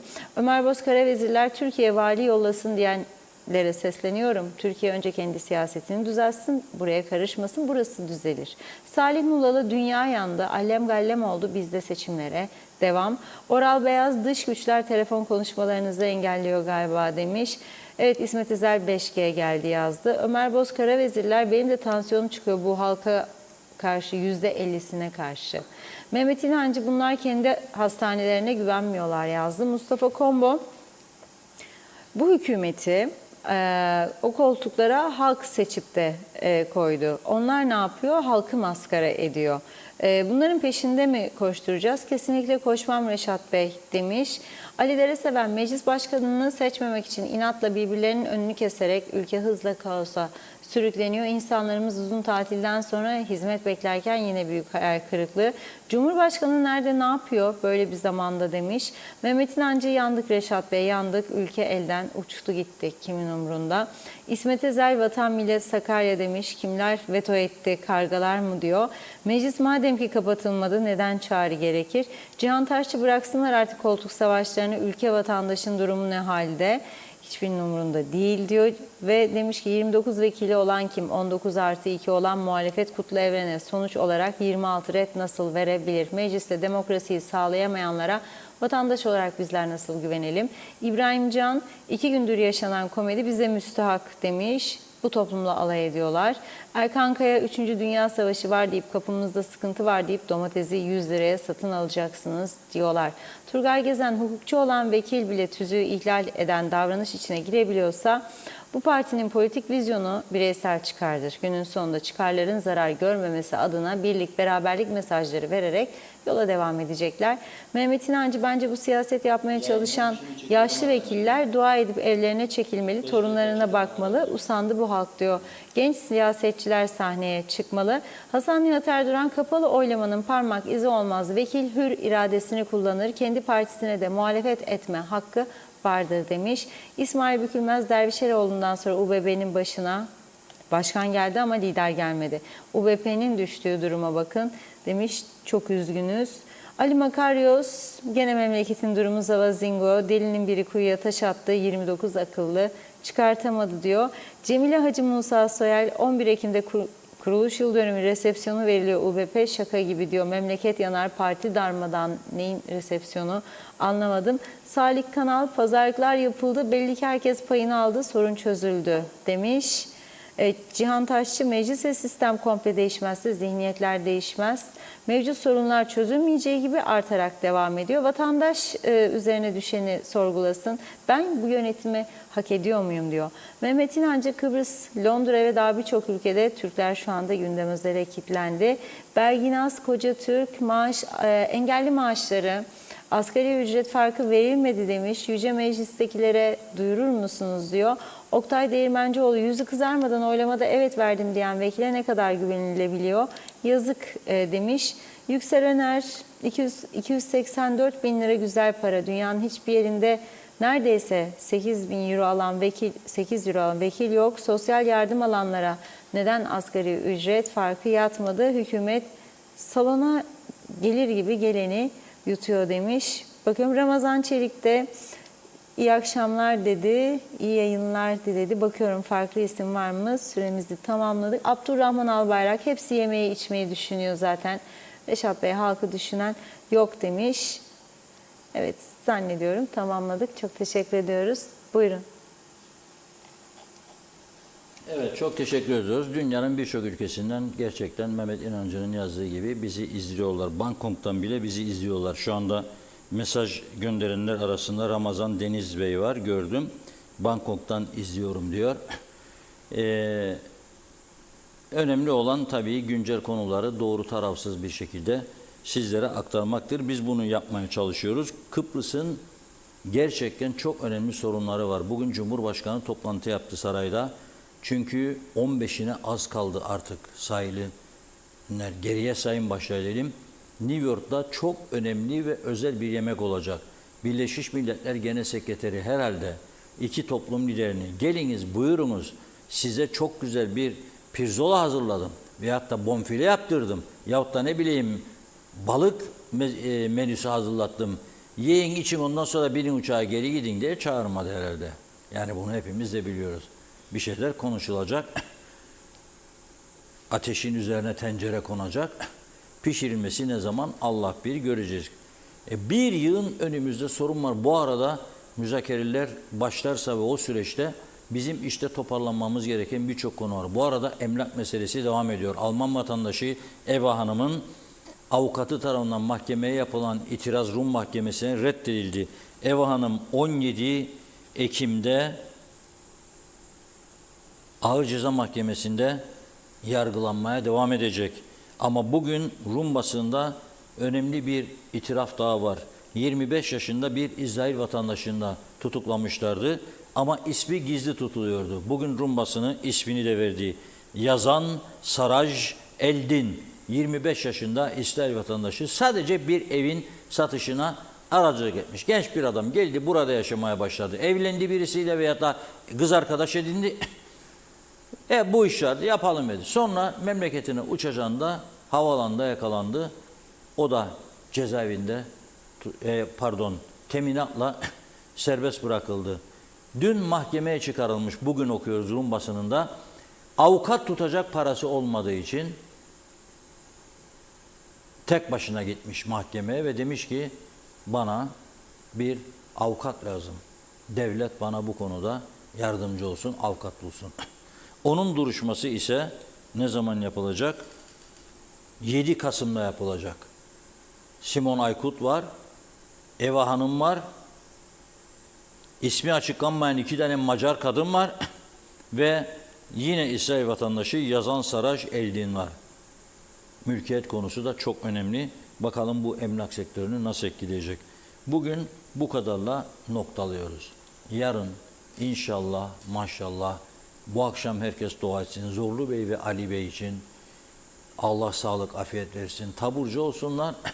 Yarın yüksek bir, dünyanın sonu değil ya. Her şey gelip geçicidir. Başbakanlık, Cumhurbaşkanlığı, Meclis Başkanı. Önemli olan insanlıktır, değil mi? İnsanlığımızı kaybetmeyelim, gerisi boş. Evet, görüşmek üzere diyelim. Evet, teşekkür ediyoruz. Tamamlıyoruz. Sevgili izleyenler, yarın yine aynı saatte görüşmek üzere. İyi akşamlar.